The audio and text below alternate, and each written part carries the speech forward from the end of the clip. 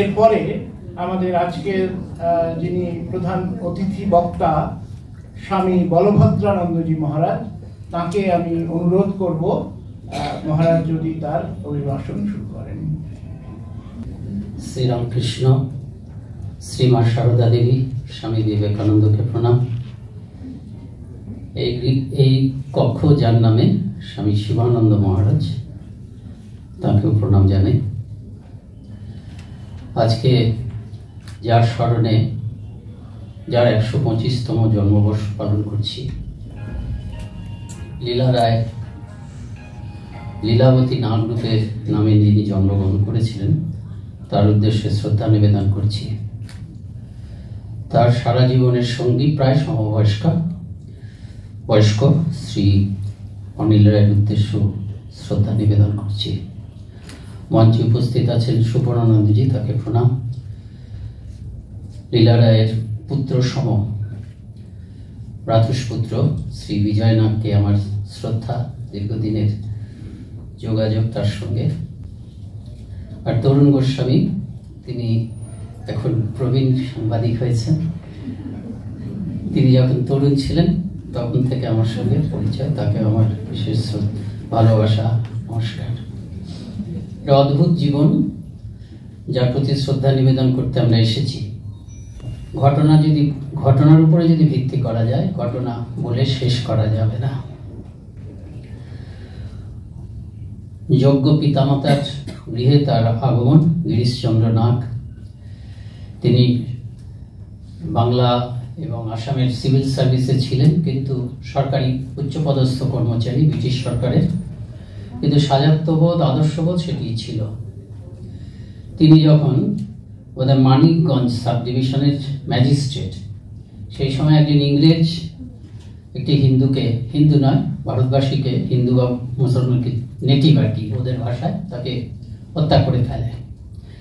তা ম্যাজিস্ট্রেট বলে, যেহেতু একজন ভারতীয় খুন হয়েছে, কাজেই ওটা যেন একটু কম খুন, সেই জন্য তাকে তার উপরে জোর সৃষ্টি করেছিল ওই গিরিশচন্দ্র নাগের উপর, যে সাজা যত অল্প হয়। কিন্তু তিনি একটি প্রমাণিত হত্যার যেমন সাজা হওয়া উচিত সেই সাজায় দিয়েছিলেন। তার জন্য তিনি সরকারের বিরাগ ভাজন হয়েছিলেন। এই পরিবারে জন্ম, এবং মাতাও ছিলেন বিদুষী, কুঞ্জলতা। তা একটু আগেই বিজয়বাবুর কাছে শুনলাম যে স্বামী বিবেকানন্দ যখন 1901 সালে পূর্ববঙ্গে গেছিলেন, তখন এই গিরিশচন্দ্র নাগের গৃহে তিনি গেছিলেন বা ছিলেন, এবং অবশ্যই লীলা রায়কে তিনি দেখেছেন। এবং বিজয়বাবুর বিশ্বাস যে স্বামীজি হয়তো লীলা রায়কে কোলেও নিয়েছিলেন, যার জন্য এই অগ্নিস্ফুলিঙ্গ, যে একদম স্বামী বিবেকানন্দের প্রভাব, নিবেদিতার প্রভাব। স্বামীজি এবং নিবেদিতার সংস্পর্শে তিনি আসেননি। নিবেদিতার সংস্পর্শে হয়তো আসতে পারতেন, কিন্তু যেহেতু নিবেদিতা যখন শরীর যায়, তার লীলা রায়ের বয়স তখন হবে 11 বছর। যেহেতু ঢাকাতেই বা আসামেই তিনি ছোট জীবনটা কাটিয়েছেন, সেই জন্য সেটা সম্ভব হয়নি। কিন্তু একটা নিবেদিতার ছায়া, স্বামী বিবেকানন্দ যেরকম নারী চেয়েছিলেন, আপনারা জানেন যে স্বামীজির এটি একটা মূল কথা, যে শিক্ষা ছাড়া, শিক্ষা হচ্ছে একটা ম্যাজিক। স্বামীজি হচ্ছে ভারতবর্ষের অনেক সমস্যা আছে, কিন্তু শিক্ষার এই জাদুমন্ত্র ছাড়া কিন্তু কোনো সমাধান, এমন কোনো সমস্যা নেই যেটা that cannot be solve by the magic of education. এখানে একটা কথা বলি যে আমরা অনেক সময় এই, যদি একই অর্থ, কিন্তু এটা কিন্তু স্বামীজির মুখ থেকে নিঃসৃত নয়। Education is the panacea for social evils, কথাটা সত্য, এই ভাবের কথা আছে, কিন্তু এইটি স্বামীজির উদ্ধৃতি নয়, কোনো কারণে স্বামীজির নামে চলে গেছে। কিন্তু স্বামীজির শিক্ষা সম্বন্ধে অনেক কথা আছে, যে শিক্ষার দ্বারাই সব হবে। এই কথাটিও যেমন, যে শিক্ষার জাদুমন্ত্র বলে সমস্ত সমস্যার সমাধান হতে পারে। এবং আরেকটা স্বামীজির মূল কথা হচ্ছে কি, যে মেয়েদের, পুরুষদের নেতৃত্ব, পুরুষদের শিক্ষা বা পুরুষদের মুক্তি যাই আমরা বলি, সেটা যেমন পুরুষদের হাতেই হবে, তেমনি নারীদের শিক্ষা, নারীদের জাগরণ, সেটা নারী নেতৃত্বে হবে। স্বামীজি সেই জন্য বিদেশ থেকে এখানে ফেরার পরেই তিনি নারীদের জন্য বিদ্যা শিক্ষার এবং নারীদের জাগরণের জন্য নারী নেত্রী খুঁজছিলেন। ঠাকুর পরিবারের একটি বিদুষী নারীর প্রতি স্বামীজির খুব আস্থা ছিল। এমনকি দ্বিতীয়বার যখন তিনি যাবেন তখন তিনি সঙ্গে যাবেন এরকম ভেবে নিয়েছিলেন। স্বামীজির সঙ্গে তার অনেক চিঠিপত্র আদান প্রদান হয়েছে এবং তিনিও বিদুষী, ভারতীয় সংস্কৃত জানেন, উপনিষদ জানেন, এবং স্বামীজি সেই চিঠিতে লিখছেন যে বিদেশের লোক দেশীয় পরিচ্ছদে পরিহিত ভারতীয় নারীর মুখ থেকে ঋষি মুখ নিঃসৃত উপনিষদ শুনছে, এটা যখন আমি ভাবি আমি রোমাঞ্চিত না হয়ে পারি না। কিন্তু একটা জায়গায় আটকে গেল, সেই আটকে যাওয়াটা হচ্ছে কি, তারা উপনিষদকে বিশ্বাস করেন কিন্তু পুতুল পূজারী শ্রীরামকৃষ্ণকে বিশ্বাস করা সম্ভব নয়। এবং সম্ভবত স্বামী বিবেকানন্দের কাছে সেটি শঙ্করী প্রসাদ বসুর বইয়ে আছে, আপনারা পড়ে নিতে পারেন। স্বামীজির কাছে তাদের দাবি বা আবদার যাই বলুন ছিল যে আপনি যা চাইছেন দেশের কল্যাণের জন্য, দেশের নারীদের জাগরণের জন্য, তাতে আমরা সহযোগী বা সামিল হতে রাজি আছি, কিন্তু শ্রীরামকৃষ্ণ যিনি কালীর উপাসক তাকে আপনার বর্জন করতে হবে। এই চিঠিটি পাওয়ার পরেই স্বামীজির একটি ছোট্ট চিঠি, তার আগে অনেক সুন্দর সুন্দর কথা আছে, সেই চিঠিটি বড় মজার চিঠি। তা স্বামীজি লিখছেন সেটাতে যে এত যে দেশের জন্য বুক ধুরপুক, হৃদয় ধুরপুক, সমস্ত কিছু ওই একখানি ঠাকুরেই আটকে গেল। কাজে স্বামীজি সকল নিবেদিতার কথা ভাবলেন। নিবেদিতার কথা ভাবলেন না, তারা কি ভাবেননি, ভেবেছিলেন নিবেদিতা একদম আসার জন্য ব্যস্ত। নিবেদিতা জীবনের একটি সময়ও নষ্ট করেননি। এই লীলা রায়ের জীবনী যখন পড়া যায়, একটি মুহূর্ত তিনি নষ্ট করেননি। প্রতিটি মুহূর্ত একদম জীবনের শেষ দিন পর্যন্ত, যতদিন পর্যন্ত সজ্ঞান ছিলেন ততদিন পর্যন্ত তার জীবনটা যেন অন্যের জন্য।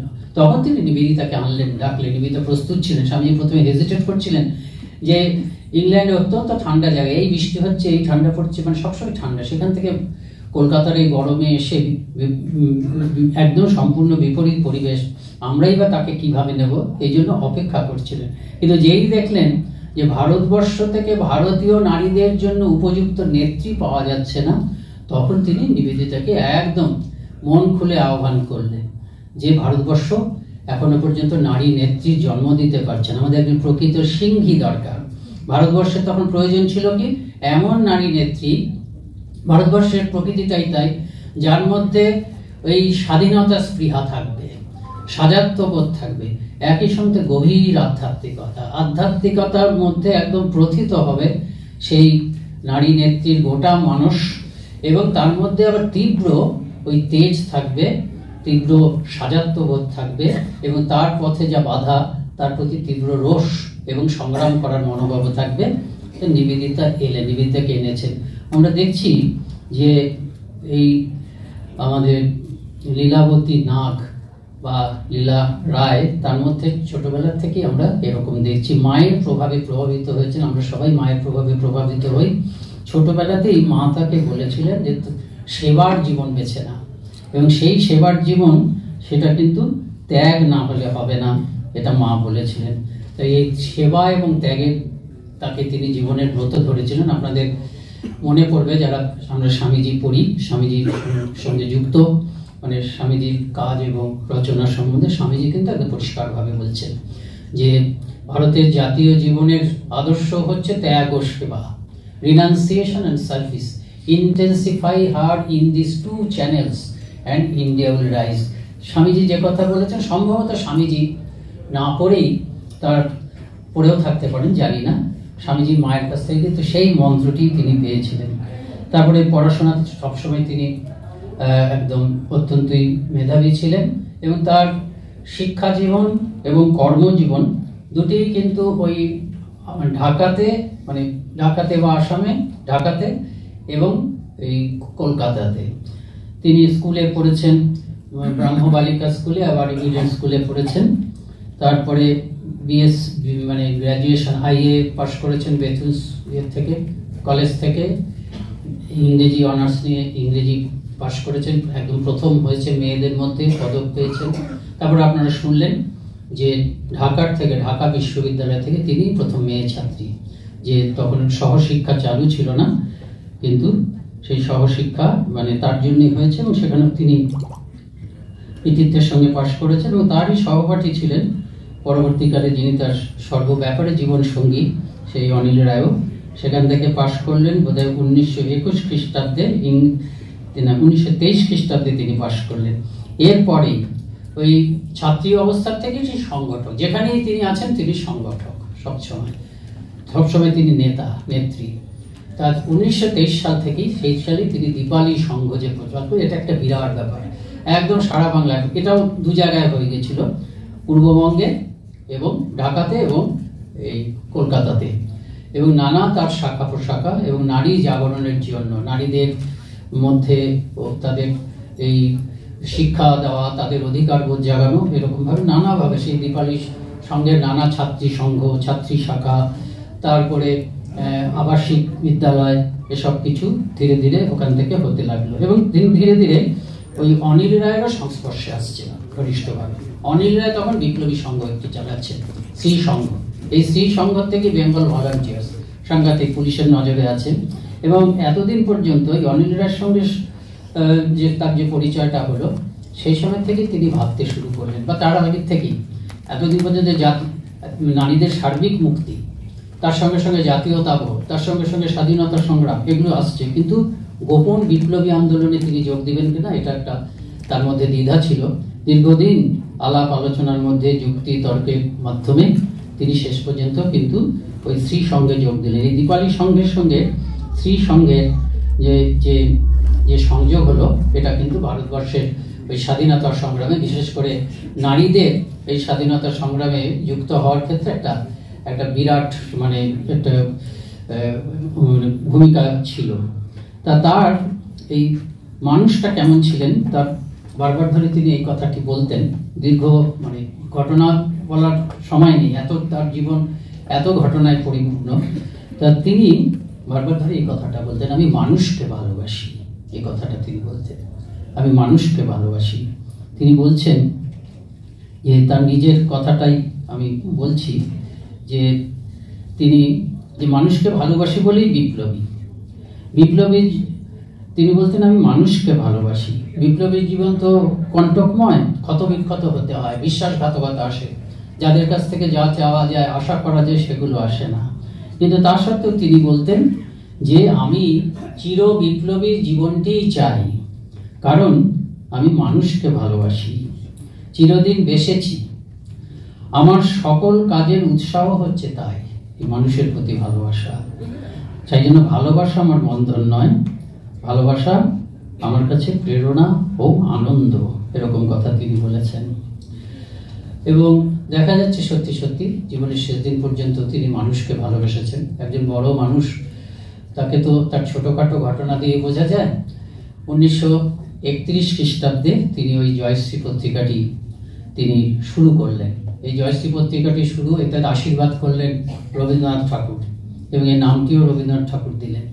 এবং এটি হচ্ছে মেয়েদের পত্রিকা, মেয়েরা লিখবে, মেয়েরা সম্পাদনা করবে, মেয়েরা পরিচালনা করবে, এবং মেয়েদের মধ্যে দেশাত্মবোধ, মেয়েরা যাতে শঙ্কাহীনভাবে দেশের জন্য কাজ করতে পারে, শঙ্কাহীনভাবে যাতে মেয়েরা খোলাখুলি এবং শঙ্কাহীনভাবে মেয়েরা যাতে দেশের জন্য ভাবতে পারে, দেশের জন্য কাজ করতে পারে, সেই প্রেরণা জাগানোর জন্য জয়শ্রী পত্রিকা। এটাই হচ্ছে জয়শ্রী পত্রিকার আদর্শ। রবীন্দ্রনাথ একটি, আর অনেকবার রবীন্দ্রনাথও অনেক লেখা দিয়েছেন, সব রবীন্দ্রনাথের বিশেষ আশীর্বাদ ছিল। আর এই যে দীপালি সংঘ মহিলাদের একত্র করেছেন, রবীন্দ্রনাথ একবার বলেছেন দীপালি সংঘে নানা রকম লেভেলে নানা রকম অনুষ্ঠান হতো। তো এরকম একটা সম্মেলনে রবীন্দ্রনাথ বোধ উপস্থিত ছিলেন। তিনি বলছেন যে আমি গোটা এশিয়াতে এত বড় মহিলাদের এত বড় সম্মেলন আমি কখনো দেখিনি। তা এইভাবে তিনি কাজ করছেন। তারপরে তিনি জয়শ্রী পত্রিকা বেরোলো। প্রথম তিনি গ্রেপ্তার হলেন হচ্ছে, কারাগারে গেলেন হচ্ছে এই 1931-32 সালে তিনি গেলেন, প্রথম কারাগারে গেলেন। সেখানে তিনি এবং তার সঙ্গে আরেকজন ছিলেন রুনু সেন, এবং তার অনেক কর্মীরাও ছিল, সহকর্মী ছিল, তাদের রেণু সেন, তাদেরকে ডেটিনিউ করে কারারুদ্ধ করে রাখা। এবং তিনি ছাড়া পেলেন হচ্ছে 1937 অক্টোবর মাসে। 6 বছর তিনি প্রায় সব মিলিয়ে, মানে ব্রিটিশ সরকারের সময় সব মিলিয়ে 10 বছর তিনি কারার ইয়েতে ছিলেন। পরেও আবার কারাগারে যাবেন 1942 খ্রিস্টাব্দে, 1946 আবার তিনি কারাগার থেকে মুক্ত পাবেন। এরকম যখন দ্বিতীয়বার যখন কারাগারে আছেন, ওদিকে আজাদ হিন্দ ফৌজ তৈরি হয়েছে, নেতাজি তার আদর্শ হয়েছিলেন। তো পরে নেতাজি তার উপরে খুব আস্থা ছিল, ভালোবাসতেন। এবং নেতাজি যখন ফরওয়ার্ড ব্লক করলেন, এই ফরওয়ার্ড ব্লক নেতাজি চলে যাওয়ার পরে ওই অনিল রায় এবং লীলা রায় ওই জেল থেকে বেরোনোর কিছুদিন পরেই তারা বিবাহ সূত্রে আবদ্ধ হন 1938 সালে। তা তখন নেতাজি যখন চলে গেলেন, অন্তরালে চলে গেলেন, অন্তরালে মানে শেষবারের মতন নয়, ওই ব্রিটিশ সরকারকে ধুলো দিয়ে যখন চলে গেলেন, সেই সময় অনিল রায় এবং দিলীপ রায় এরা দুজন মিলেই ফরওয়ার্ড ব্লক তারা বিভিন্ন জায়গায় সংগঠন করেছেন এবং ফরওয়ার্ড ব্লক পত্রিকাটিও কিন্তু তখন সম্পাদনা করছেন। নেতাজি যখন কারাগারে যাচ্ছেন তখনও এই জয়শ্রী পত্রিকাও তিনি চালাচ্ছেন, আবার ফরওয়ার্ড ব্লক ইংরেজি পত্রিকা সেটিও তিনি চালাচ্ছেন, খুব আস্থাভাজন ছিলেন।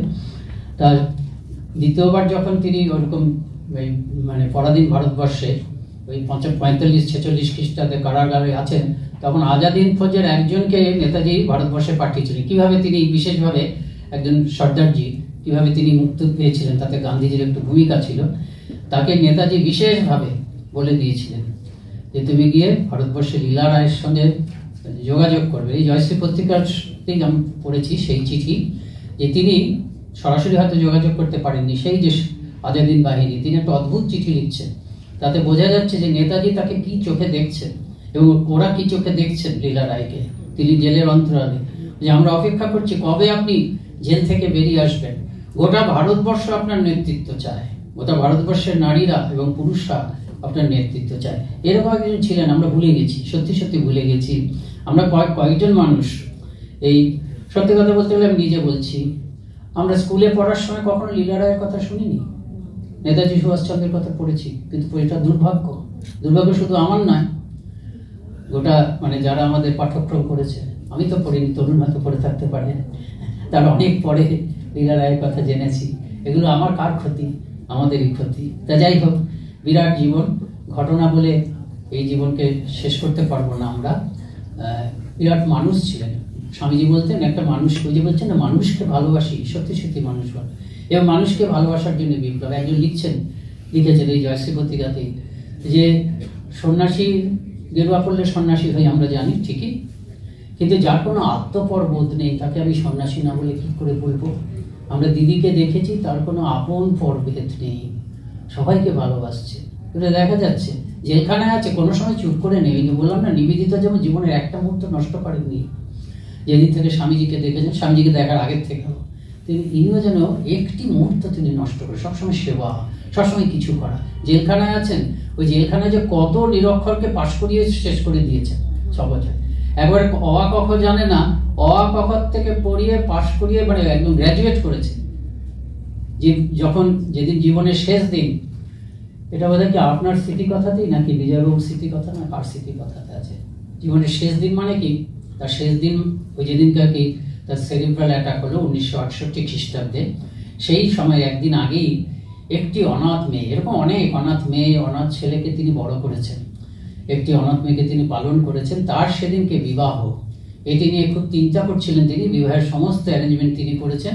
তিনি বলছেন আমার মন থেকে একটা বিরাট ভার থেমে গেল। মাঝে মাঝে খোঁজ নেওয়াচ্ছেন, দেখো তো কি হচ্ছে, যে আছে সে খোঁজ নিচ্ছেন, যে যিনি তাকে দেখাশোনা করছেন বোধহয় বিজয়বাবু হতে পারে, খোঁজ নিচ্ছেন যে বিবাহটি কি হলো, কোন পর্যায়ে গেল, হলো কিনা। যখন হয়ে গেল খুব নিশ্চিন্ত বোধ করছি, একটা যেন পাহাড় নেমে গেল। কিন্তু তার সঙ্গে সঙ্গেই শুদ্ধ মন এরকম অনেক সময় তো বুঝতে পারে, সেই সঙ্গে সঙ্গে তিনি বলছেন দেখো একটা বিরাট কাজ হয়ে গেল, সব কাজই যেন করে ফেলেছি, তবুও যেন আমার মনে কেমন একটা যেন অস্বস্তি লাগছে, একটা বিরাট কিছু যেন হতে যাচ্ছে। এটা ভাবি ঘটনার পূর্বাভাস। তারপরেই তিনি তার সেই সেরিব্রাল অ্যাটাক হলো এবং তিনি জ্ঞান হারালেন। কিছুদিন পরে জ্ঞান একটু ফিরে এলো, দেখা যাচ্ছে সেরিব্রাল অ্যাটাক হলে যা হয় একদিকটা পক্ষাঘাত হয়, কথা বলতে পারছেন না, চেষ্টা করছেন, ফিজিওথেরাপি টিভিতে কোনো মতে উন্নতি হচ্ছে, কিন্তু তারপর আরেকটা ম্যাসিভ স্ট্রোক, সেটাতে আবার সব চলে গেল। তো যাই হোক, কিন্তু জীবনের শেষ সময় এরকম শুদ্ধ কর্মযোগী, এই কর্মযোগের ফলই হচ্ছে এটা। যদি আমরা শাস্ত্র মানি, শাস্ত্র মানতেই হবে, এই শাস্ত্র এই কর্মফল বলা হয় না, এই কর্মফলটা আমরা অনেকে হয়তো নাকশিট খাই, এটা কিন্তু খুব বাস্তব। এবং এটাকে আমরা নিজেদের মধ্যে বলি নিউটনের 3rd ল, ভালো কর্ম কর্মফল, খারাপ কর্মফল। কর্মযোগ সেজন্য ভেরি এফেক্টিভ।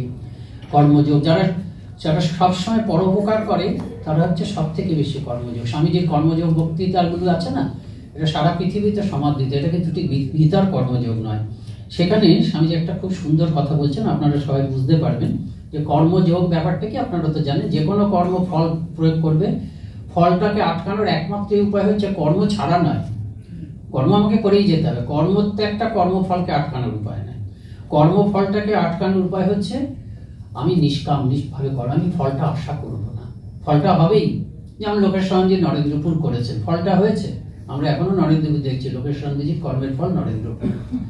কিন্তু ওই নরেন্দ্রপুরের ফলটা তিনি নিজের উপরে নেননি, অহংকার করেননি, ফলটা রয়েছে, কিন্তু তিনি নিষ্কাম কর্ম করে ঠাকুরের চরণতলে চলে গেছে। এটা হচ্ছে গীতার কর্মযোগ। আমি কর্ম করব, ফলটাও হবে। আমি একটা মাছকে ভাজি, মাছটা ভাজা হবে না, ভাজা হবেই, কিন্তু কর্মটা পৃথিবীর জন্য ফল প্রয়োগ করবে, আমার জন্য ফল প্রয়োগ করবে না। ওটার মধ্যে আমার কোনো, ওটাকে নিয়ে আমার কোনো আইডেন্টিফিকেশন থাকবে না। এই যে কর্ম, সেটি মনটাকে শুদ্ধ করে দেয়। একদম মন শুদ্ধ হলো। মন শুদ্ধ মানে মেঘ চলে গেল, আকাশে সূর্য সব সময় আছে, ভেতরে ভগবান সব সময় আছে, বা পরমাত্মা সব সময় আছে। এই বিশুদ্ধ কর্ম মনটাকে শুদ্ধ করে দিলে ভগবান আসবে।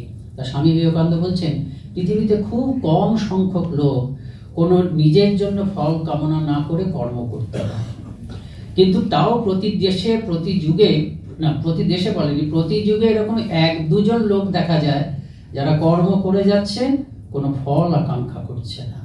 স্বামীজি বলছেন, দে আর দি সল্ট অফ দি আর্থ, তারাই হচ্ছে পৃথিবীর সব থেকে নমস্য লোক। আবার এদের থেকে উঁচুতে একজন কথা স্বামীজি বলছেন, এগুলো কিন্তু গীতার কর্মযোগ নয়, গীতার কর্মযোগকে ভিত্তি করে স্বামীজির কর্মযোগ একেবারে আজকালকার দিনের উপযোগী কর্মযোগ। বলছে এদের থেকেও, গীতাতে এদের কি হচ্ছে salt of the earth, Swamiji salt of the earth বলছেন। বলছে এদের থেকেও উন্নত পর্যায়ের এক ধরনের মানুষ আছে। কারা? তারা নিজেদের কথা তো ভাবেই না, নিজেদের জন্য তো কর্ম করেই না, উপরন্তু তারা কর্ম করে অন্যের জন্য, অন্যের উপকারের জন্য। এরা হচ্ছে এদের থেকে উপরে। এই যে রামকৃষ্ণ মিশনের কর্মযোগ, তাই এই যে স্বাধীনতা সংগ্রামী, এরা ঋষি তুল্য। এই যে লীলা রায় যে কর্ম করেছেন, সেই কর্ম হচ্ছে ওই পর্যায়ের। কাজেই আত্মজ্ঞান তো আসবেই, অধ্যাত্ম জ্ঞান তো আসবেই।